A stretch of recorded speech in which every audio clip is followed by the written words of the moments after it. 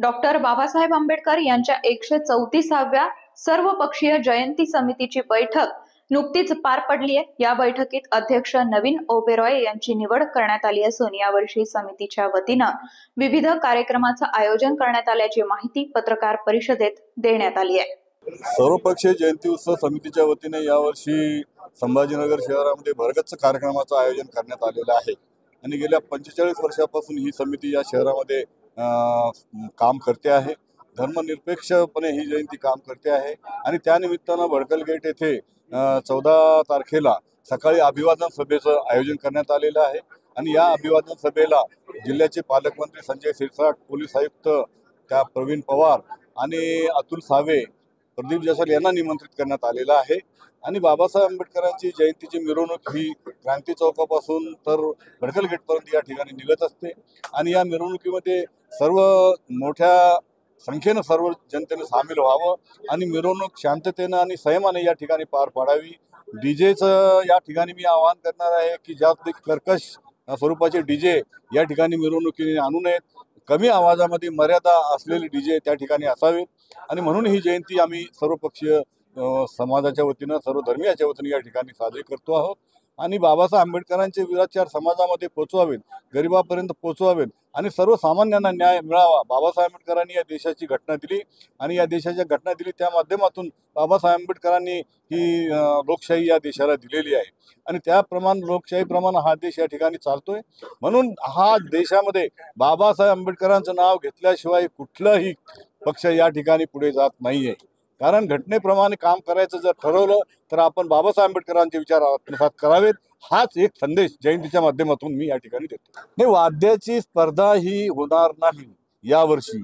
वाद्याची स्पर्धा जी मागच्या वर्षी लागली होती तर ती यावर्षी निश्चितपणाने कमी होईल। आम्ही सर्व डीजे वाल्यांना आणि सगळ्या मंडळांना देखील हे आवाहन करतोय की आपण कमी आवाजामध्ये डीजे लावावेत आणि स्पर्धा न करता सर्व समाजाला ही जयंती बघता यावी असं आवाहन आम्ही समितीच्या वतीने करतो। कार्यालय का उद्घाटन आदरणीय हमारे पालक मंत्री साहब संजय जी सिरसाट, हमारे मिनिस्टर अतुल सावे साहब, विरोधी पक्ष नेता अंबादास जी दानवे, आमदार प्रदीप जी जायसवाल, हमारे कमिश्नर साहब प्रवीण जी पवार साहब और प्रमुख सभी आमदार, महापौर, माजी महापौर, तमाम लोगों के हाथों से ये कार्यक्रम होने वाला है। 8 तारीख के दिन सर्वपक्षीय के कार्यक्रम की शुरुआत करने के पहले बुद्ध लेनी पे तथागत गौतम बुद्ध को वंदन करते हुए भंते जी इनको भोजन दान का कार्यक्रम के बाद वृक्ष रोपण का भी कार्यक्रम बुद्ध लेनी पे रखा गया है। 11 तारीख के दिन नेत्र तपासनी, blood test, sugar test, BP, ये सारे टेस्ट सर्वपक्षीय जयंती उत्सव समिति के कार्यालय पर होंगे। 12 तारीख के दिन संगीत रजनी का आयोजन उस्मानपुरा अंबेडकर पुतले के पास रखा गया है। 13 तारीख के दिन हर साल की तरह भव्य आतिशबाजी केक काटने का काम रात को 12 बजे भड़कल गेट पे रखा है। 14 तारीख के दिन सुबह 9:30 बजे भड़कल गेट पर ही अभिवादन सभा का कार्यक्रम रखा गया है और 14 तारीख शाम को 6:30 बजे आदरणीय हमारे कमिश्नर साहब के हाथों से नारियल फोड़ के मिरवणूक की शुरुआत की जाएगी। इन सब कार्यक्रम के अलावा एक बाबा साहब के विचारों को आगे लेके जाने का काम, सभी धर्मों का जो मूड है, इंसानियत का मार्ग को आगे लेके जाने का काम रखा गया, लेके जाने का काम किया जाएगा। रामनवमी है, महावीर जयंती है, हनुमान जयंती है, महात्मा फुले की जयंती है, सभी कार्यक्रम रखे जाएंगे।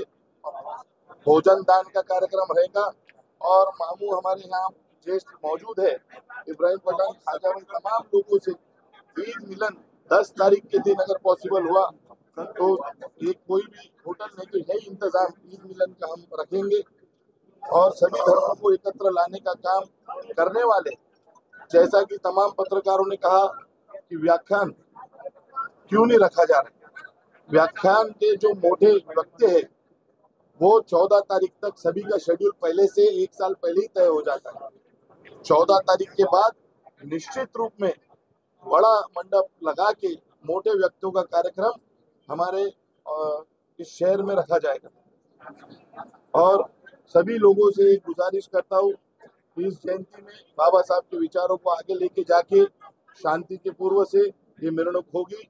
ही बातमी तुम्हाला कशी वाटली आम्हाला कमेंटमध्ये जरूर कळवा आणि आमच्या चॅनलला लाईक, शेअर, सबस्क्राईब करायला विसरू नका।